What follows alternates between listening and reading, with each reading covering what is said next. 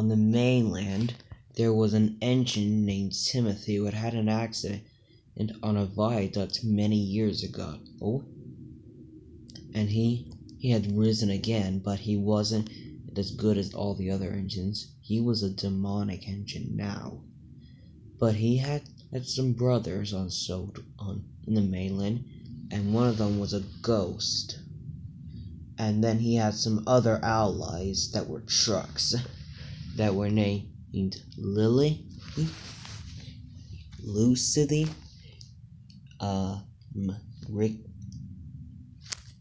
Nicky, Ricky, and Dickily.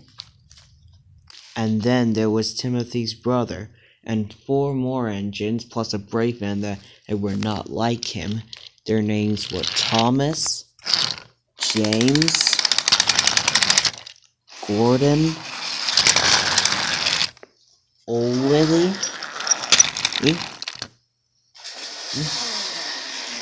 Rustily, and Toad.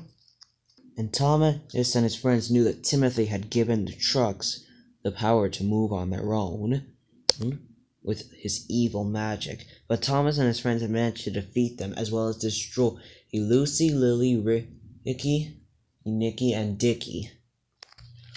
Timothy and the ghost train were sent away. And shortly after the victory, Thomas and his friends referred to on Sodor, and they left the mainland. The engines on the mainland hoped they would see Thomas and his friends again one day.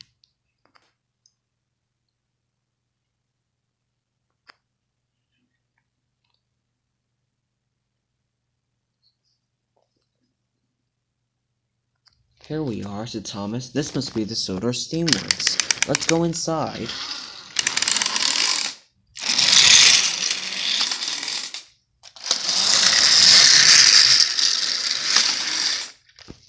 As soon as the engines entered the works, a man walked up to them. Oh, hello there, sir. Hello, you must be my 5 new engines and a brake van. So you are Thomas, you are James, you're Gordon, you're Ollie, you're Rusty, and you must be Toad. That's correct, said Thomas. Alright, you all may be thinking there's a reason why I purchased you. Well, here's the reason. I heard about you guys defeating Timothy, and I think there should be some more engines here on Sodor like you lot. This factory builds rolling stock and engines, and I'd like you to teach the new engines how to be friendly and kind, just like you guys. The engines then thought for a moment. That's actually a pretty good idea, said Thomas. I agree, said Ollie. Excellent. I knew you engines wouldn't let us down. Oh, and there's a steam engine helper named Victor. He's in the works right now. Oh wait, I think the new engines are done. Victor then pulled out of the factory with a saddle tank engine and a diesel shunter. Oh look, said Sir Topham Hatt. Your first students, I guess. Hello there, said Thomas. Hello there, said the saddle tank engine nervously. Oh, am I scaring you? I'm so sorry. No, I get nervous all the time, said the saddle tank engine. But sometimes I'm not nervous. I get it. Okay, you two, said Sir Topham Hatt. I'll call you two Percy and Diesel. Why am I being named Diesel? What is this place? Who are you guys? So the engines began their new career. Let's pretend I'm a different engine. A diesel engine, to be exact. I've just broken down. What do you do? Do I try to help you or find somebody else who can help? Well, that would be a good idea, Percy. If I'm a different engine and I've come off the rails, what would you do? Well, I've got 2 different ideas. Do I try to help you myself or find someone else who can help? Well, either one works. It would be best if you try to help me yourself first. It also depends on the situation. If I was derailed in a field, it wouldn't be as urgent. But if I was derailed near a cliff, that would be an emergency. Okay, I got it. Okay, if I've run out of fuel, what should you do? Do I try to give you fuel? Huh? Yes, that would be what you should do. If an engine is having trouble pulling a train with you, then that's the time for you to help him up a hill, if he's getting up a hill. But how do I push at the back of trains? Soon, 2 new engines rolled out of the factory. I'll call you guys Lady and Diesel 10. Well, of course you can call me Lady, because that's what it says on my sides. Where's Diesel 10's face? Asked Gordon. I'm back here. Oh. If I'm stuck on a collapsing bridge, I try to get you off. That is correct, Percy. Snoring, snoring, snoring. Oli, I don't mean to be rude or anything, but you're supposed to be teaching me. Plus, who says snoring when they're snoring? Soon, 2 more engines were completed. My word, said Rusty. That big one and looks like he's very strong. I want to be called Duck, and I want to be called Henry. So many engines coming out of the factory, said Thomas. We're still trying to teach these engines. These will be the last couple of engines we make for a while, said Victor. Still, we're kind of getting overwhelmed, said Rusty. We can help by teaching what we already know, said Diesel 10. That would be helpful. That would be helpful, said Oli. A few weeks passed, and soon the new engines were taught everything there was to know about being kind, friendly, and helpful. Oh, you two go first. Thanks.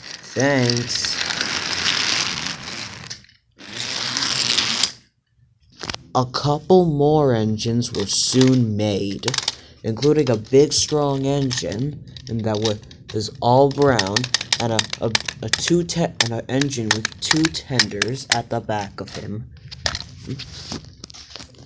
There were also 2 twin China clay engines. They were both brothers. I'm Bill. I'm Ben. I'm Flying Scotsman. I'm Hurricane. That sounds fitting. After Hurricane, the engines and Sir Topham Hatt took a break from making new engines. 5 years had passed, And the engines were still in on Sodor. No new trucks or engines have been made in the last 5 years, but everyone was doing so well that they didn't need any extra help. One day, Sir Topham Hatt gave the engines and Toad a very important and dangerous job. Listen up, said Thomas. We're going to be delivering munitions and explosives to an old harbor. Oh my goodness, said Gordon. That sounds like a really dangerous job. We have to be careful transporting those explosives, said Toad. After the engines had finished unloading, Thomas saw out of the corner of his eye that there was a ladle car heading straight towards a fuel tanker he'd moved out of the way earlier. It went and soaring off the points, off the hills, and into some crates.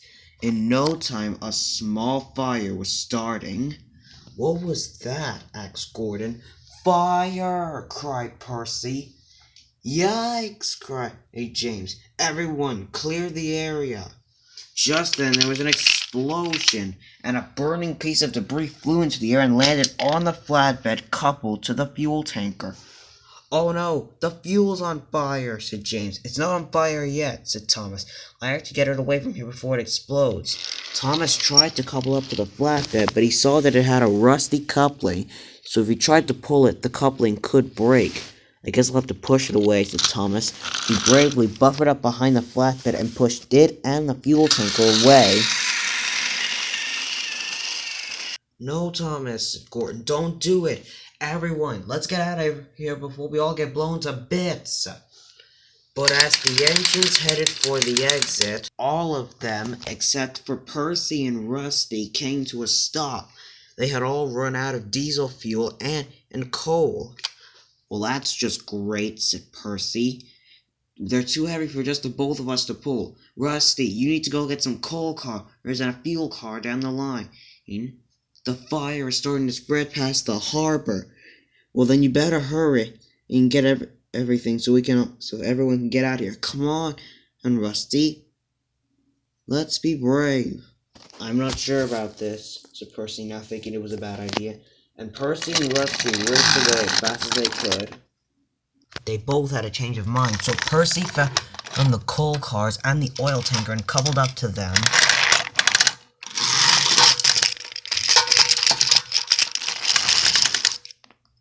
Rusty found the hose car and quickly took it and the waterworks car to the fire. Percy was nearly to the harbor when he saw that flames had gotten onto the track. There was no other way to go, so Percy shut his eyes and sped through the flames. Come on, Rusty, where are you? Said Jennings. Just then, Percy rushed in. He quickly gave oil and coal to the engines. And 2 by 2, they quickly exited the harbor.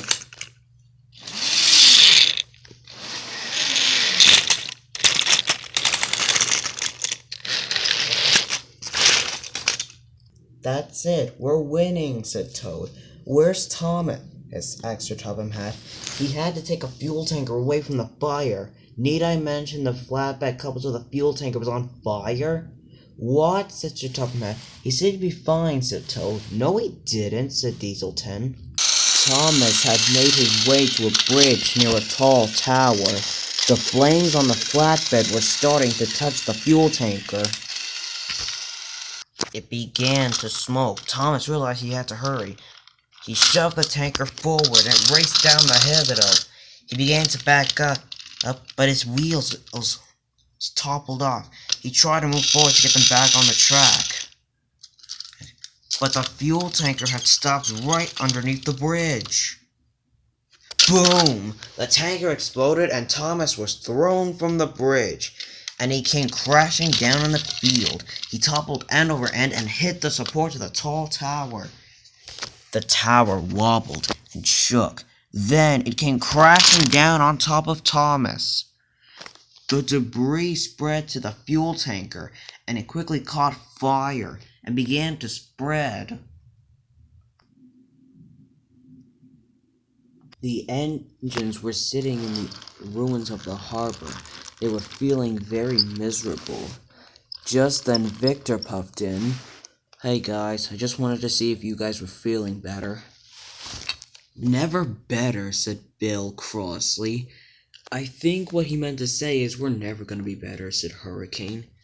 Victor sighed, tooted his whistle, and puffed away. Right after Victor left, a big engine puffed into the harbor with a bunch of trucks in tow. I think this is the right place, or maybe it isn't. Maybe I got lost or something. The engines finally turned their attention to the stranger. Flying Scotsman managed to smile. Excuse me, is there a problem? Asked James. Yes, there is, said the engine. Wait, is this Sodor? Yes it is. Oh, why are you all upset? Wait, I know who you are. You're the crew of engine. I've heard of you. The engines all smiled. Where's Thomas? I've always wanted to meet him, but the engine's smiles faded away. I hate to break it to you, chum, but Thomas died in a munitions fire that happened here at the harbor a long time ago. Well then, it's a good thing I showed up. I beg your pardon, said James. I might know a way to bring Thomas back. You do? Said Percy. Of course. We did it on an engine, but I'm sure it should work on him too. What do we need to find? You need to find a ladle car of molten slag, a spellbook, some Welsh coal, and some blue slate, and some Joby wood. Alright then, that's not a whole lot. Let's go, guys. The sooner we find these items, the sooner we can bring back our #1 engine. and the engines hurried away. But no one knew an oil tanker named Meanie had been watching everything. He quietly rolled away to inform his friends.